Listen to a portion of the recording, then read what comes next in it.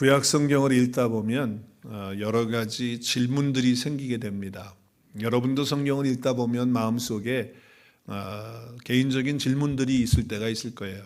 근데 저도 성경을 읽다 보면 많은 질문들이 생기는데 그 가운데 한 가지가 이스라엘 12지파들을 생각해 보게 돼요. 12지파가 있죠. 우리 12지파들을 보면 루벤부터 시작해서 베냐민까지 있습니다. 물론 중간에 11번째는 요셉인데 요셉은 그 아들들이 기업을 받죠. 므낫세와 에브라임이 받습니다. 그리고 나중에 레위가 빠지기 때문에 12지파가 되는데 일단 12지파는 야곱의 12명의 아들들이 12지파가 됩니다. 자, 그런데 12지파를 생각할 때 이런 질문을 마음속에 갖게 돼요. 이 12지파 중에서 지금 우리가 신앙생활을 하고 있는 우리는 어느 지파일까? 어느 지파일까? 어디 소속일까? 12지파 중에 여러분은 생각해 보신 적이 있나요? 12지파 중에 나는 어느 지파에 그러면 소속이 되어지는 걸까? 이렇게 좀 생각을 해 보시면 좋을 것 같아요. 성경에 보면 12지파가 다 나오는데 하나님이 저보고 너 어느 지파냐 이렇게 물으면 나는 어느 지파라고 얘기하지? 성우 지파요 그러면은 되나요? 어느 지파라고? 성우 지파는 없잖아요. 그래서 생각을 좀 해봅니다. 근데 여러분 영적으로는 우리가 이스라엘의 지파가 된 것은 맞습니다. 영적 이스라엘이 우리가 됐죠. 그렇기 때문에 사실은 12지파에 이 혈통으로 따지는 12지파에는 사실 우리가 들어갈 수가 없습니다. 해당이 안 됩니다. 혈통으로. 육체적으로는요, 이스라엘과 우리는 상관이 없어요. 아무리 내가 노력을 한다고 그래가지고서 내가 육신적으로 이스라엘의 민족에 들어갈 수 있는 건 아니에요. 누구도 들어갈 수가 없습니다. 근데 참 재밌는 거는 어떤 사람은 여기 들어가고 싶어가지고 별 생각을 다 하는 것 같아요. 그래서 특별히 우리 한국 민족들은 또 이런 부분에 아주 예민하잖아요. 그래서 한국 사람 가운데 한 분은 이런 얘기를 했어요. 제가 기억을 하는데 우리 한국 민족은 단지파래요. 들어보셨는지 모르겠어요. 단지파. 네, 왜 단지파냐? 네? 단지파는 북쪽에 이스라엘 북쪽에 위치하고 있었는데 그들이 흩어지면서 북쪽으로 올라가다가 저쪽으로 가가지고 몽골까지 갔대요. 그래가지고 몽골까지 가서 몽골에서 이제 우리 한반도로 내려와가지고 그래서 단지파가 우리 한국 지파다. 한국 사람들은 다 단지파의 소속이다. 이렇게 어처구니 없는 이야기들을 합니다. 어떻게든 연결을 해보려고 그렇게 하는 거죠. 또 어떤 사람은 이렇게 이야기를 하는 걸 들어봤어요. 선택받은 영어로 어떻게 발음을 하냐면 영어로 어떻게 발음하죠? 선택받은 사람들은 뭐라고 얘기합니까? chosen people, chosen도 아니고 조슨도 아니고 좀 중간 발음이에요. chosen people이라고 그렇게 얘기를 해요. 자, 그런데 우리나라가 원래 이제 그 이름이 옛날 이름이 조선이 있었어요. 조선. 그러니까 영어 발음이 비슷하기 때문에 chosen people, 조선 people. 그죠? 그러니까 비슷하니까 이게 바로 우리 대한민국이 바로 이 택함 받은 이스라엘 백성이 바로 우리 대한민국 사람들이다. 한국 사람들이다. 이렇게 말도 안 되는 사실 그런 이야기죠. 이런 이야기를 하는 분들이 있어요. 혈통으로 관계를 맺어보려고, 이름으로 관계를 맺어보려고 별걸 다 하지만 사실은 아니죠, 이거는. 그러나 하나님의 말씀의 측면에서 보면 또 하나님의 어떤 메시지 측면에서 보면 우리는 이스라엘이 분명합니다. 왜 그렇습니까? 열방 가운데서 우리를 하나님이 예배하려고 우리를 택하셨어요. 그리고 하나님의 그 복음을 전하기 위해서 우리를 불러주셨어요. 그 맥락으로 본다면 이스라엘도 마찬가지거든요. 하나님이 그들을 왜 택했습니까? 하나님이 예배 받으시려고, 경배 받으시려고, 그리고 그들을 통해서 하나님 나타내려고 그들을 택한 거예요. 똑같아요. 우리도 하나님의 부름을 받은 것은 구원받아서 하나님을 예배하기 위해서 하나님 앞에 부름 받았고요. 그리고 하나님을 나타내는 그 복음을 증거하기 위해서 우리를 불러주셨다고 한다면 우리가 이스라엘이 맞는 거죠. 우리도 똑같아요. 영적인 이스라엘이에요. 부인할 수 없어요. 자, 그렇다면 12지파 가운데 특별히 우리가 해당되는 어떤 지파가 어딜까? 저는 거기에 대해서 레위 지파라고 생각을 해요. 그 이유는 성경에서 레위인들을 세우면서 하나님께서 하신 말씀이 레위인들을 향해서 너희는 내 것이다, 내게 속했다 라고 이렇게 말씀하셨기 때문에 그래요. 자, 우리 민수기의 말씀을 우리 본문과 좀 다른 본문이지만 8장 14절에 보면 너는 이같이 이스라엘 자손 중에서 레위인을 구별하라. 그리하면 그들이 내게 속할 것이다. 그래서 레위인들을 구별해서 그들을 내게 속하게끔 그렇게 하겠다고 하는 것이죠. 자, 그런데 하나님께서 레위인을 선택하신 근거가 뭘까요? 왜 레위인들을 구별해가지고 그들을 내게 속한다고 이렇게 말씀하셨을까요? 왜 그러셨을까요? 레위인들에게는요, 다른 근거가 없었어요. 유월절 때문에 그렇게 돼요. 유월절 때문에. 자, 하나님께서 이스라엘 백성들을 이끌어내셨어요. 그렇죠? 그때에 애굽에 재앙을 내립니다. 10가지의 재앙을 내리는데 그 마지막 번째 재앙이 뭡니까? 우리가 잘 아는 대로 장자를, 첫 태생을 다 죽이는 겁니다. 다 죽이는 거예요. 장자를 죽이는 그 재앙이 있어요. 그래서 출애굽기 말씀, 우리 말씀 보면 출애굽기 11장의 말씀에 보면 뭐라고 말씀하십니까? 애굽 땅에 있는 모든 처음 난 것은 왕위에 앉아있는 바로의 장자부터 시작해서 맷돌을 갈고 있는 뒤에 있는 그 몸종의 그 아이 장자까지 모든 가축까지 다 어떻게 한다? 죽인다는 거예요. 그래서 온 땅에 전무후무한 슬픔의 그런 부르짖음이 있게 될 것이다 라고 말씀을 하셨거든요. 자, 그래서 아주 간단한 재앙이에요. 이것은요, 애굽에 있는 모든 사람들에게 내린 거예요. 이스라엘 백성들에게만 아니에요. 모든 사람들에게 다 내리는 그런 재앙이었어요. 뭐 잘 배운 사람, 못 배운 사람, 가진 사람, 안 가진 사람, 할 것 없이 다 무조건 그 땅에 있는 사람들 장자는 다 죽이겠다라고 하는 그런 말씀인 거예요. 그러니까 뭐 맷돌 뒤에 있는 여인의 아들이나 뭐 궁전에 있는 바로의 아들이나 할 것 없이 첫 태생은 다 죽인다라고 하는 말씀이에요. 예외가 없었어요. 그런데 하나님이 어떻게 하셨어요? 은혜를 베푸셨어요. 어떤 은혜를 베푸셨죠? 어린 양을 잡아서 빨리 급하게 쏨나물과 먹고, 그리고 그 피를 문 인방에 그리고 문설주에 그 피를 다 뿌려서 바르게 되면, 그러면 어떻게 하시겠다는 거예요? 은혜를 베푸셔서 살게 해주겠다. 그 어린 양의 피를 통해서 살게 해주겠다라고 하는 말씀을 하셨어요. 그렇죠? 그래서 출애굽을 하게 돼요. 자, 그런데 하나님께서 뭐라고 말씀하십니까? 그 양의 피가 발려져 있는 그 집안에는 재앙을 내리지 않고 넘어가겠다. 이제 그게 넘어간다 그래서 6월절이에요. 그렇죠? 그래서 내가 애굽 땅을 칠 때에 그 애굽 사람들만 치는 게 아니에요. 모든 사람을 다 치는 겁니다. 왜? 다 죄 가운데 있기 때문에 그렇게 하시겠다는 거예요. 그런데 내가 피를 볼 때에, 어린 양의 피를 볼 때에 내가 그 재앙에서 넘어가겠다라고 말씀하시고 멸하지 않겠다고 하셨어요. 자, 그렇기 때문에 하나님께서 레위인들에게 뭐라고 말씀하시냐면 내가 너희를 내 것으로 삼았다. 내가 너희를 살려준 것이다 라고 하는 것을 말씀해요. 자, 출애굽기 34장에 보면 모든 첫 태생은 다 내 것이다. 가축의 모든 처음 난 수양도 양도 다 내 것이다. 나귀의 첫 새끼도 다 내 것이다.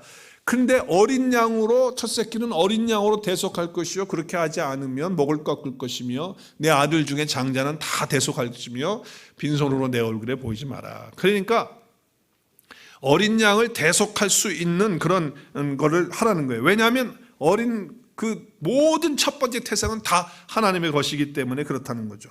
자, 그래서 하나님께서 장자를 다 바치라 그러면 그걸 다 어떻게 했어요? 그러면 다 어떻게 바쳐요? 그걸 바칠 수가 없어요. 그러니까 하나님이 거기에 대한 대안을 마련해 줬어요. 대안을.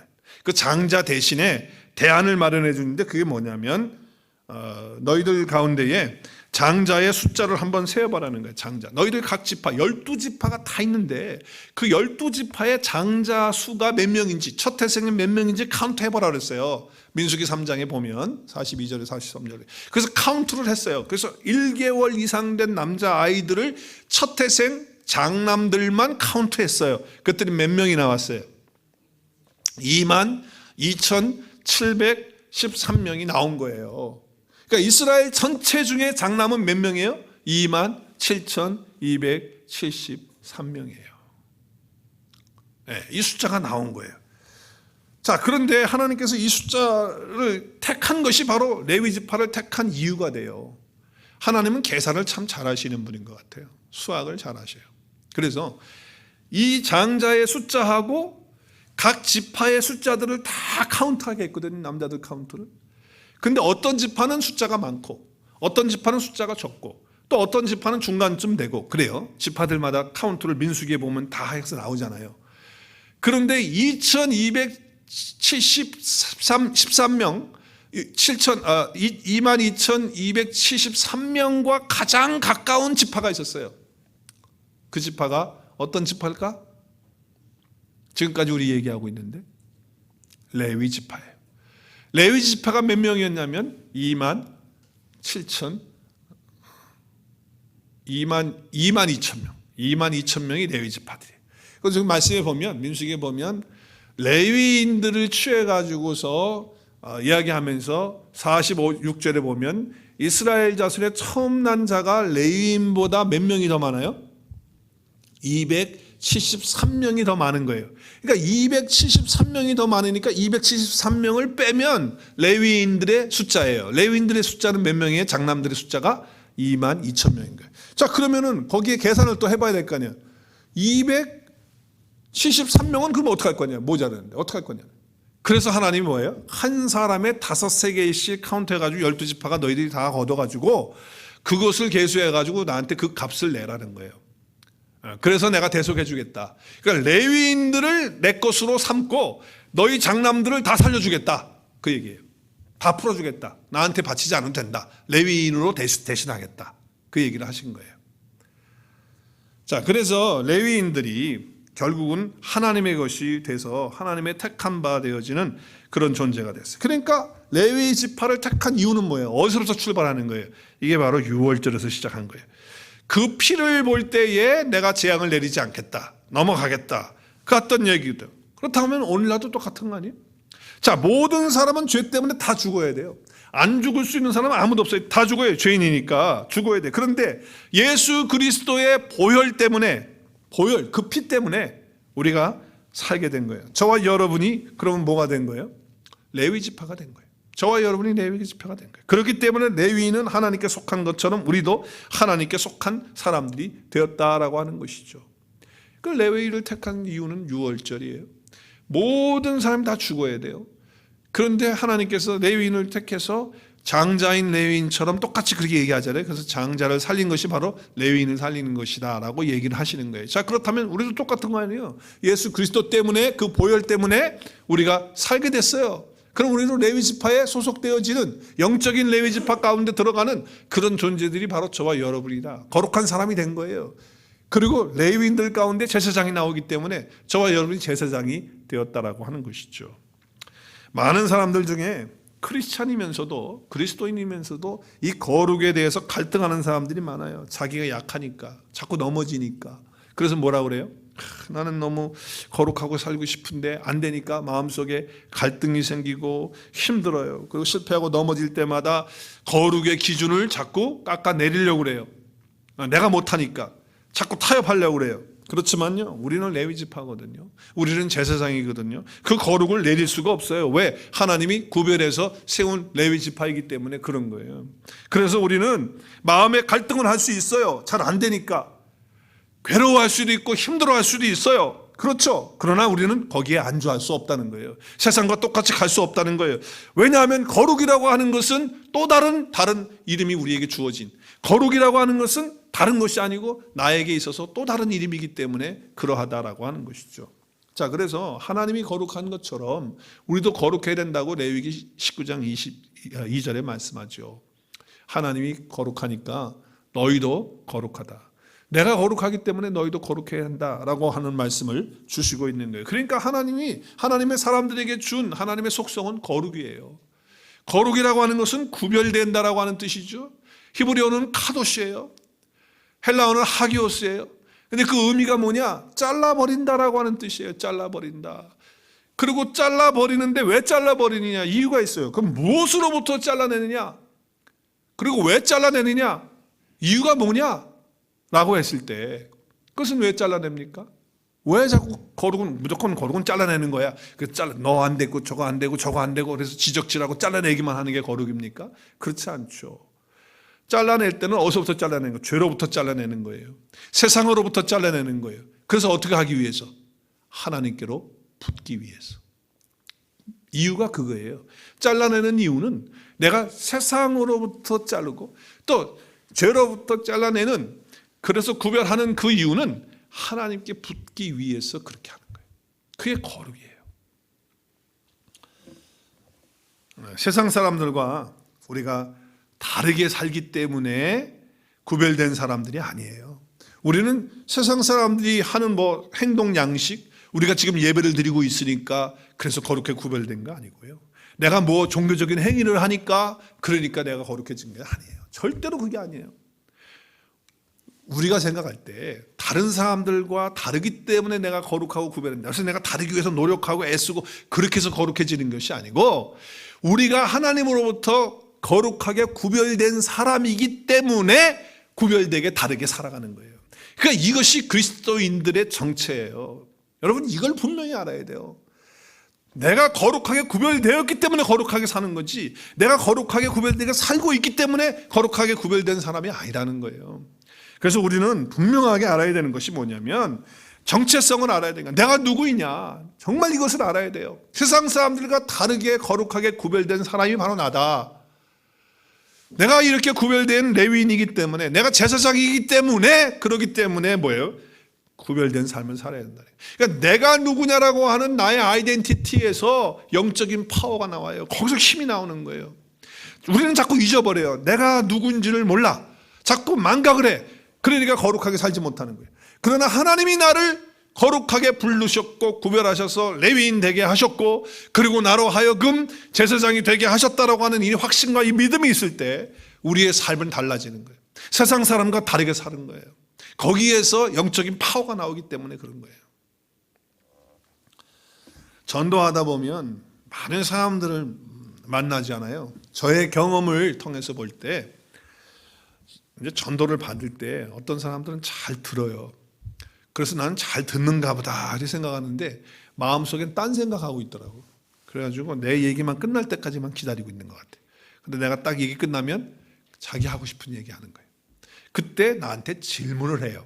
근데 여러분도 그런 질문을 받아봤을 거예요. 그리고 앞으로 전도하다가 혹시 그런 질문을 받는다면 여러분, 내가 하는 방식대로 한번 해보는 것도 좋을 것 같아요. 제가 이제 노하우가 생겨가지고 이런 질문을 받으면 어떻게 답을 해야 될지 알아요. 자, 제가 전도를 하는데 나한테 반문을 해요. 탁 질문을 하면서. 내 얘기를 뒤집어 엎으려고 이제 그러는 거죠. 뭐라고 얘기를 하냐면, 불교와 다른 종교는 기독교를 잘 받아주고, 기독교도 괜찮다고 불교에서도 그렇게 얘기하고, 다른 종교에서는 기독교에 대해서 다 이렇게 좋게 생각하는데, 왜 기독교는 마음이 그렇게 좁아가지고 옹졸해가지고 불교도 안 되고 뭐도 안 되고 다 모든 종교는 다 안 된다 그러고 기독교만 된다고 그렇게 편협한 얘기를 하는지 모르겠다고 질문 받아보신 분, 전도를 해보시면 받아요. 여러분, 그렇게 질문해요. 기독교 너무 마음이 좁아서 싫다는 거야. 불교는 마음이 넓다는 거지. 불교 외에 다른 종교들은 다 마음이 넓어가지고 기독교도 괜찮다고 좋다고 얘기하는데, 기독교는 다른 종교 다 안 된다 그러고 그건 아니라고 그러고 독선적으로 그렇게 나간다는 거예요. 왜 이렇게 마음이 기독교는 옹졸해요? 왜 그렇게 좁아요? 나한테 그래. 그러면 맞아요, 좁아요, 옹졸해요, 그렇게 얘기해요? 뭐라고 여러분 얘기해야 될까? 그때 저는요, 그 사람의 마음을 좀 상하지 않게 하면서, 그러면서 또 질문을 던지면서 이야기를 해요. 그리고 예화를 하나 들어서 얘기를 하죠. 언뜻 보기에는 불교와 다른 종교가 훨씬 넓어 보이고 기독교는 옹졸하게 좁게 편협하게 그렇게 보일 수 있습니다. 그 사람이 생각하고 보는 거를 일단은 인정해 줘야 돼요. 살짝 그렇게 언뜻 보면 그렇게 보일 수 있습니다. 그런데 한번 잘 생각해 보세요. 정말 어떤 곳에 참 생명이 있고 참 진리가 있고 참 어떤 하나님이 있다라고, 어떤 능력이 있다, 진짜가 있다라고 한다면, 그런다고 한다면 이쪽도 괜찮고 저쪽도 괜찮고 그렇게 이야기할 수 있겠습니까? 이렇게 물어봐요. 그러면 생각할 수 있는 기회를 갖는 거잖아요. 자기는 어떻게 생각하는지. 여기에 정말 생명이 있다. 여기에 정말 진리가 있다. 여기에 정말 참는 것이 있다고 한다면 다른 것에 대해서도 그렇다고 얘기를 할 수 있겠냐, 괜찮다고 있겠냐. 그러면서 제가 신발 가게 얘기를 해요. 여러분 들어보셨을 거예요. 내가 양육반 할 때 다 얘기하는 거니까. 신발 가게가 있는데요. 하나는 진짜를 파는 신발 가게입니다. 진짜. 짝퉁이 아니고 진짜를 팝니다. 그래서 신발 유명한 건 뭐죠? 나이키, 또 아디다스, 또 프로스펙트, 또 뭐 있어요? 리박? 아무튼 진짜를 판다는 건 자기는 가짜 없다는 거예요. 근데 다른 쪽 가게는 나이키를 파는 게 아니고 짝퉁을 파는 거예요. 그래서 나이커, 또 아디다스가 아니고 아디도스 이렇게 팔고, 프로스펙트가 아니고 프로스펙트 이렇게 해가지고 파는 거예요. 자, 그러면 진짜를 파는 사람 가게는 어떻게 했어요? 우리 거는 진짜예요. 저쪽은 몰라도요. 이렇게 얘기했어요? 아니면 여기는 진짜입니다.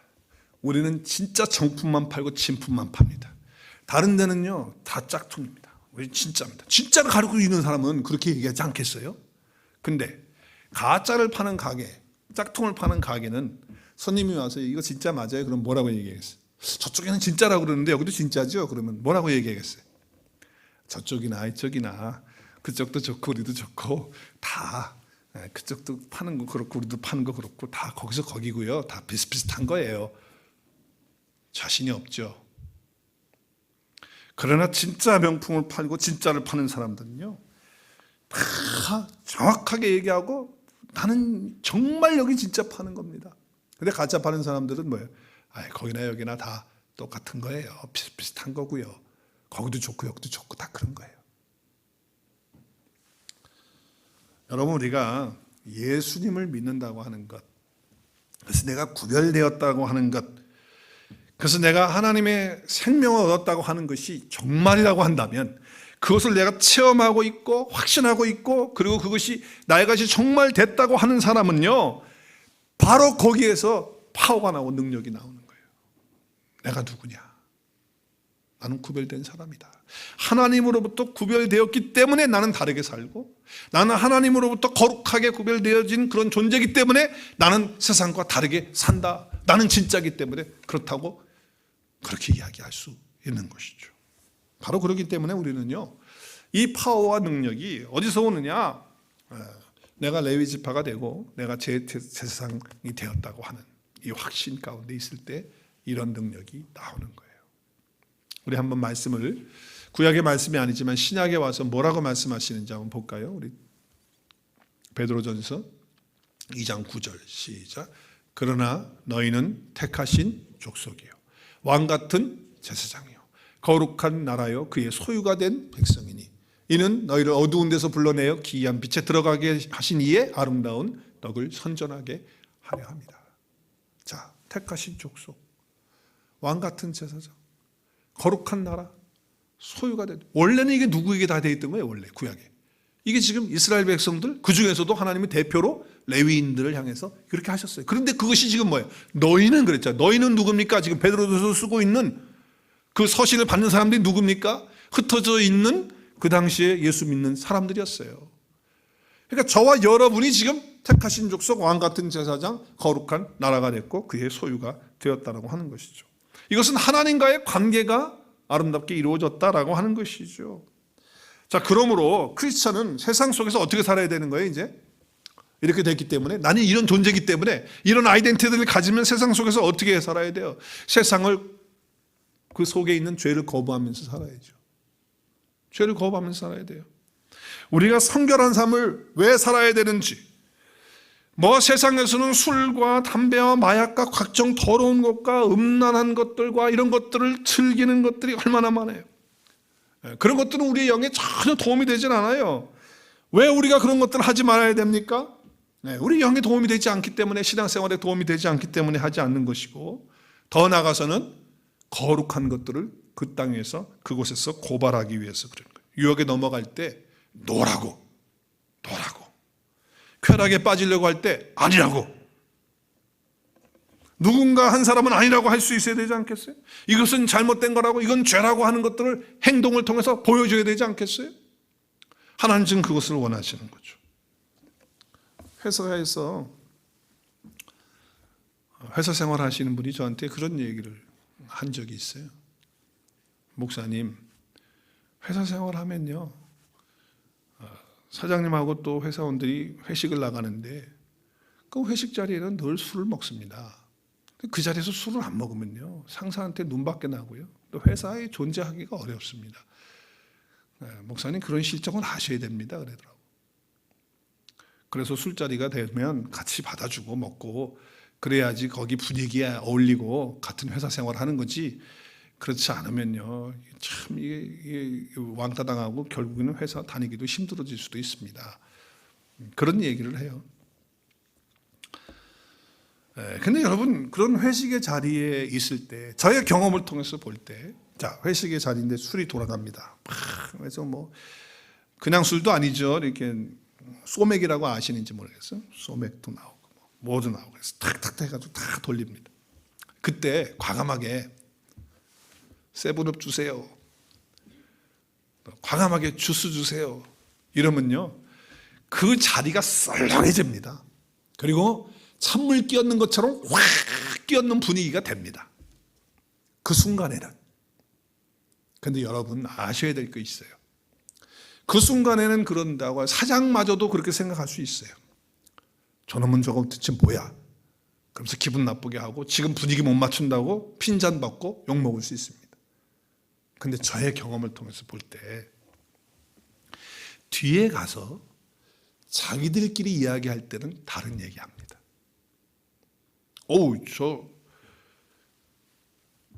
저 김 부장은, 저 김 대리는 조금 달라. 지네들끼리 뒤에 가서 그렇게 얘기합니다.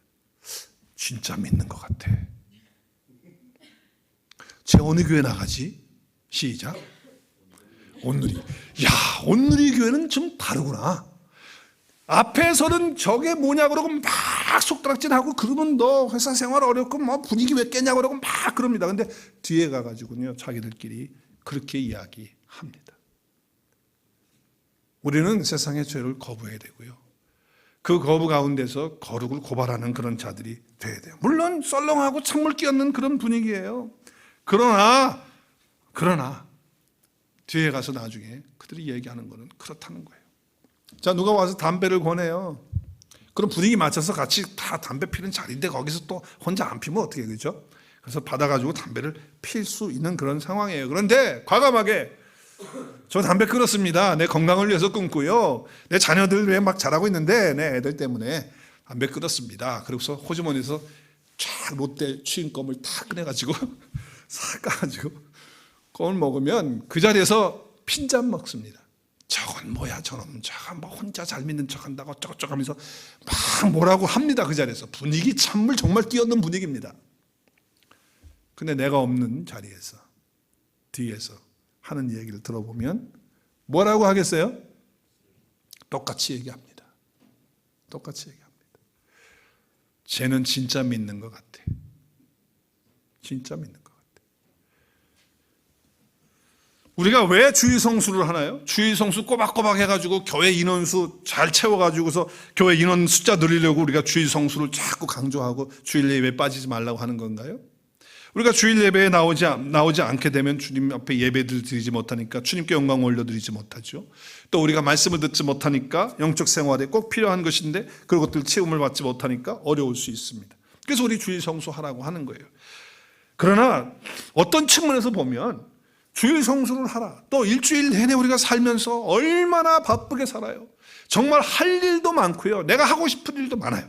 그럼에도 불구하고 내가 이날만큼은, 내가 이 시간만큼은 하나님 앞에 예배하고 하나님 앞에 나가고 내가 하고 싶은 어떤 쾌락의 즐거움 시간, 또 내가 바쁜 과정 속에서 이런 것들 다 뒤로 하고 나는 그래도 하나님 앞에 예배해야 된다라고 하는 어떤 거룩을 하나님 앞에 선포하는 그런 모습이기 때문에 주일 성수를 통해서 우리는 이 거룩을 고발하는 거예요. 너희들은 너희들을 위해서 이렇게 바쁘게 살고 너희들 즐거움을 위해서 놀러 다니고 너희들 그렇게 하지만 나는 그런 거 하고 싶지만은 하나님 앞에 거룩한 택함 받은 하나님의 자녀요 레위인이요 제사장이기 때문에 나는 이와 같이 한다라고 하는 어떤 다름을 증거하고 선포해야 한다라고 하는 것이죠. 우리는 거룩의 고발자가 돼야 돼요. 뭐 친구 만나러 가는 것도 나는 주님 앞에 예배하러 가야 돼, 노라고 말할 수 있어야 되고, 놀러 가는 것도 노, 나는 예배해야 돼. 어떤 고발을 할 수 있는 그런 거룩한 자들이 될 때에 하나님께서 우리를 통해서 영광을 받으시지 않겠냐는 거예요. 죄에 대해서 책망하는 자들, 세상에 대해서 책망하는 자들이 돼야 돼요. 성적의 욕망은요 아름다운 거예요. 하나님은 우리에게 성적 욕망은 참 아름답게 주신 것입니다. 하지만 그 성적 욕망이 가정을 파괴하고 그 성적 욕망이 하나님의 공동체인 교회에 충격을 주고 교회를 파송하게 하고 교회 어린 심령들, 아직 어린 믿음 어린 사람들을 다 망가뜨려 버린다고 한다면 도대체 여러분 그 가정보다도 교회보다도 섹스가 더 중요한 겁니까? 저는 그러한 일들을 교회 안에서 보면서, 가정 안에서 보면서, 목회를 하면서 말이죠, 그런 상황을 보면서 하나님 어떻게 저럴 수가 있을까? 우리가 하나님의 앞에 거룩을 선포하고 거룩을 고발해야 되는 자들이 어떻게 저렇게 할 수 있을까? 돈에 대한 소욕, 욕심, 우리에게 다 있어요. 없는 사람이 어디 있어요? 좀 더 갖고 싶은 마음이 있죠. 노년에 노후 대책 하고 싶은 다 마음이 있어요. 편하게 살고 싶은 마음이 다 있고요. 그래서 어떻게 해서든지 그냥 뭐 사기를 쳐서라도, 아니면 교회 안에서도 말이죠, 하나님의 말씀을 선포하는 자들이 말이죠, 그 탐심에 빠져가지고 돈 하면서 자기 명예를 이름 끌고, 그러면 땅 사고 말이죠, 뭐 그래서 쌓아놓는 그런 일들을 볼 때에 정말 하나님 앞에 어떻게 거룩을 나타내는 자들이 되겠는가? 어떤 육신적인 쾌락, 노름, 자기 어떤 즐거움 때문에 오락에 빠져가지고 게임에 빠져가지고 그렇게 하는 것도 마찬가지죠. 저는 그런 생각을 해요. 우리 크리스찬은 정말 가끔, 매번 그러면 안 되겠지만 가끔 거룩을 향해서 정말 찬물을 확 끼얹는 그런 일들을 해야 된다고 생각합니다. 다들 조용하시고, 뜨거운 물 뿌리실 겁니까? 찬물을 뿌리셔야 됩니다. 늘 분위기 썰렁하게 만들면 안 되겠지만 가끔은 세상을 책망해야 돼요. 남들이 다 놀자고 막 그러고 뭐 세상 얘기만 막 할 때 우리 그런 얘기만 하지 말고 우리 같이 기도하면 어떨까요? 할렐루야. 좀 뭔가 찬물 끼얹는 거예요. 분위기 완전히 깨지죠. 우리 재밌는 얘기 막 하고 있는데, 세상 얘기 막 하고 있는데 다 되고, 우리 그런 얘기만 하지 말고 우리 같이 좀 기도하면 어떨까요? 정말 분위기 망치는 거예요. 그러나 하나님께서 우리를 그렇게 거룩한 자로 선택하시고 부르시고 구별하셨다면 우리가 그렇게 좀 해야 되지 않겠어요? 세상 얘기할 때 정말 우리 예배하는 자 되자고, 세상 얘기 뭐 돌아가는 얘기만 할 때 우리 같이 하나님 말씀 공부하는 시간 갖자고, 이렇게 하는 것이 얼마나 더 아름다운 삶이 되겠어요. 우리 그리스도인들은 거룩하게 구별된 사람으로서 세상에 사는 사람들이에요. 우리는 세상에 사는 사람들입니다. 거룩해서 세상에 속해서 사는 사람들이에요. 세상을 떠나서 살 수 없는 거예요. 우리는 하나님 앞에서 어떤 수도원적인 하나님과의 일대일의 관계 속에, 깊은 그런 관계 속에 우리는 살아야 됩니다. 그런데 맨날 그렇게 수도원적으로 하나님과 관계 속에서 살면 되겠어요? 예수님께서 제자 3명을 데리고 변화산상에 갔어요. 그걸 변화되는 건 예수님 모습 보면서 너무 좋으니까 천국보다 더 좋은 거야. 너무너무 좋은 거예요. 그래서 여기다가 초막 셋을 짓고 우리 여기서 살자 그랬어요. 그때 주님께서 그래, 우리 여기 좋으니까 여기서 나하고 같이 살자 그랬어요? No. 주님은 제자들을 내리고 세상으로 내려오셨어요. 세상 속에서 사는 거룩한 삶을 주님 보여주신 거예요. 우리는 세상에서 이렇게 속에 살지만은 정말 우리는 세상에서 선포해야 돼요. 자, 우리 레위를 한번 생각해 보십시다. 자, 레위인들은요, 기업을 못 받아요. 기업을 못 받아요. 땅을 못 받아요. 레위인들은. 그리고 그냥 흩어져서 살게 해요. 여러분 아시죠? 레위인들은 기업이 없어요. 그리고 성읍 48개의 성읍을 주면서 그 성읍에 가서 살도록 그렇게 했어요. 레위인들은 그 성읍에 가서 48성읍에 가서 살도록 했어요. 다 흩어지는 거예요. 자, 한번 볼까요? 레위 지파의 족보를 한번 볼게요. 자, 레위의 아들들이 3명 있어요. 오늘 성경에 보면 출애굽기 6장 16절, 18절, 20절에 보면 레위의 아들들의 이름이 나와요. 3명. 게르손, 고핫, 무라리. 그렇죠? 자, 그런데 이 세 아들들 중에 고핫의 아들이 누구냐면 아므람이에요. 아므람. 근데 20절에 보면 아므람은 그의 아버지 누이 요게벳하고 결혼을 해요. 그래서 아내를 삼았어요. 그래서 낳은 아들이 누구예요? 여러분이 잘 아는 사람 2사람 나왔어요. 누구예요? 아론과 모세를 낳았어요. 그러니까 아론과 모세는 고핫의 자손이에요. 고핫은 레위의 아들이에요. 그렇죠? 그리고 고핫의 아들 아므람이 첫 번째 아들인가, 첫 번째 나오니까 그 아들은 모세와 아론을 낳아요. 그러니까 그들은 제사장이 되었고, 그리고 레위 지파 가운데 사람들이었어요. 자, 그런데 성경에 보면요, 이제 가나안 땅을 정복하고, 여러분 여호수아시 21장에 보면 땅을 다 분배하고 레위인들에게 하는 말씀을 주시면서 레위인들은 땅이 없으니까 너희들은 다 48개 성읍으로 흩어져라 이렇게 이야기를 하시면서 게르손 자손들은 이사갈, 아셀, 그리고 납달리, 므낫세 반지파 동쪽으로 흩어버리고, 그리고 고핫 자손들은 유다, 시몬, 베냐민, 성경에 다 나와요. 여호수아 21장에 보면 그 지파로 다 흩어버리고, 무라리 자손들은 루벤과 갓과 스불론에게 흩어버려요. 다 흩어지게 갑니다. 왜 그렇게 흩어질까요? 왜 그들을 하나님께서 거룩하게 불러가지고 구별해가지고 그래서 그들에게 기업을 주지 않고 각 지역의 각 지파마다 흩어져서 그게 살도록 그렇게 하셨을까요? 거룩하고 구별되라고 말하면서 이렇게 흩어버리신 이유가 바로 하나님의 거룩의 의미라는 거예요. 우리끼리 모여가지고 조용한 데 가서 기도하고 교제하고 우리끼리만 모여가지고 예배하고, 여러분 우리 안에서 예배당에서 예배하고 이러는 건 다 거룩하죠. 이 바깥에 나가서 우리가 어떻게 사느냐가 중요한 거죠. 그것을 지금 말씀하시는 거예요. 그래서 다 흩었어요. 자기들끼리 혼자 하는 것이 아니에요. 그래서 세상에 그 죄와 아픔과 고통과 절망과 마약과 술과 담배와 섹스와 모든 좀 한복판에서 거룩한 손을 드는 그런 삶을 살라고 레위인들을 다 흩은 거예요. 그래서 결국 레위 지파들은요 어떻게 했어요? 다 흩어버려가지고 어떻게 했습니까? 그들이 가는 곳마다 그곳이 도피성이 되고 그것이 예배처가 되고 레위인들을 통해서 그 거룩을 세우는 하나님의 방법이 여기 있었던 거예요. 그렇다면 레위인이 된 저와 여러분, 제사장이 된 저와 여러분이 어떻게 해야 됩니까? 세상에서 거룩한 손을 들고 도피성이 되게 하고 예배처가 되게 하고, 할렐루야! 그런 역사가 저와 여러분 가운데 있어야 돼요. 우리끼리 모이는 것도 열심히 잘 모여야 되지만 그걸로 끝나면 안 되는 거예요. 흩어져서 거룩을 선포하는 하나님의 사람들이 되어야 된다라고 하는 것이죠. 여기서 우리가 알 수 있는 것이 뭐예요? 레위인들을 왜 흩었다고요?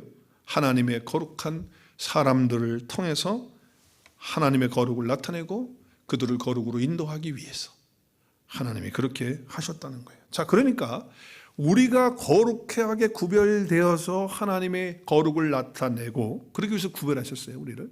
그리고 더 나아가서 우리가 거룩한 삶을 살아야 죽은 생명을 살려서 우리가 1년 동안의 표를 가지고 달려갈 복음으로 생명을 낳는 일을 할 수 있는 거예요. 우리가 거룩한 삶을 살지 못하면 결단코 우리는 또 다른 생명을 낳을 수가 없다는 거예요. 하나님은 그것을 말씀하시는 거예요.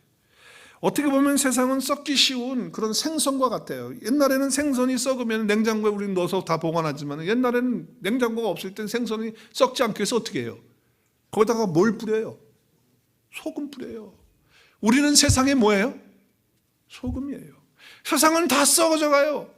거기에 우리가 소금이 되는 거예요. 그래서 부패하지 않도록 하기 위해서 우리를 흩어버리시는 거예요. 소금으로 흩으셨어요, 우리를.